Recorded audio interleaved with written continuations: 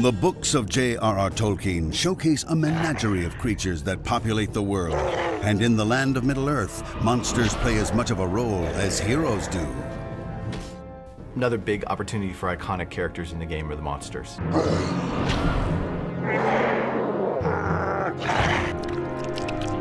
Tolkien created some of the most iconic fantasy bad guys. The type of evil that is represented by the monsters in Middle-earth is perhaps different than in other fantasy. Their a lack of nobility is a better way to explain how bad these guys are. Evil's a big part of any big fantasy, any big struggle, the struggle between good and evil. And I think we can say that one of the things that Tolkien did really well is create, again, really believable evil. Evil that was rooted in some kind of reality that made sense. These are the original of all these types of characters. You've seen them in everything afterwards. It's kind of interesting. There's sort of a dividing line between when Tolkien wrote and when everything came after. Orcs became standard in fantasy. The reason why is just how well they were portrayed as completely debased, corrupt, irredeemable. That's an orc. When we were making the list for the monsters that were going to be in Lord of the Rings Online, we basically went through the books and jotted down every monster that was ever mentioned, even if it was just one time. We're trying to make sure that monsters are where they should be, right? Where they're expected to be. And that really helped us hone it down to the approximately 40 iconic monsters that we needed to create.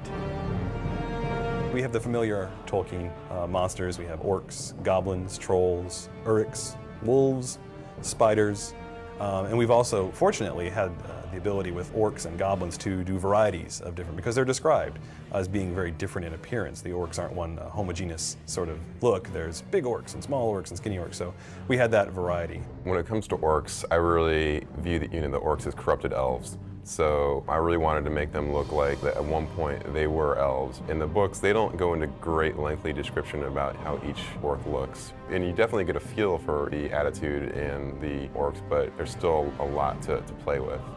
Orcs they're the foot soldiers. They're the ones that are out there cleaving heads. They are the main force that both Sauron and, to a certain extent, Saruman ended up using throughout the books. And then we started looking at what are the monsters that we want to create.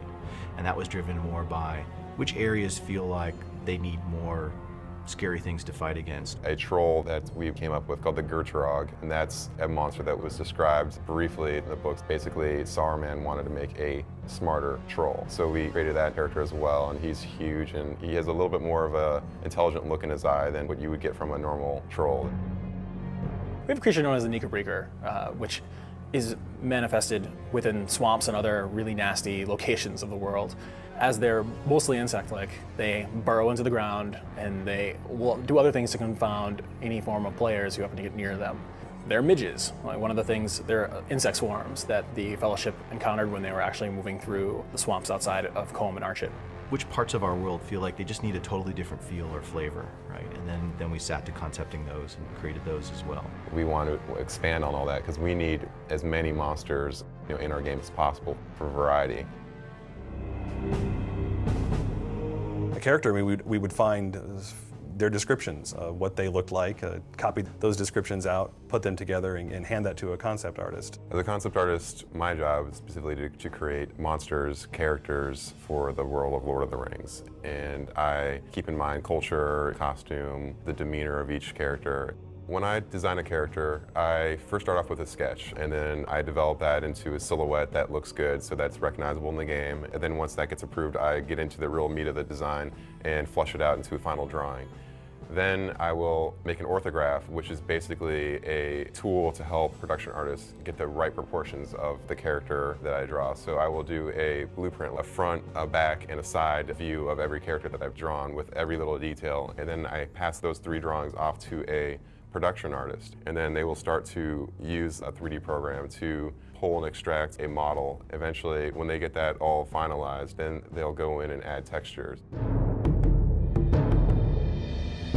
Evil is the main antagonist. That is the role that evil plays in pretty much every game. But in this game, it is the thing that is trying to destroy everything about this world. It is trying to tear it apart from the inside. The game designers of the Lord of the Rings Online have made sure that the monsters in the game are as vivid and fearsome as the monsters in the books.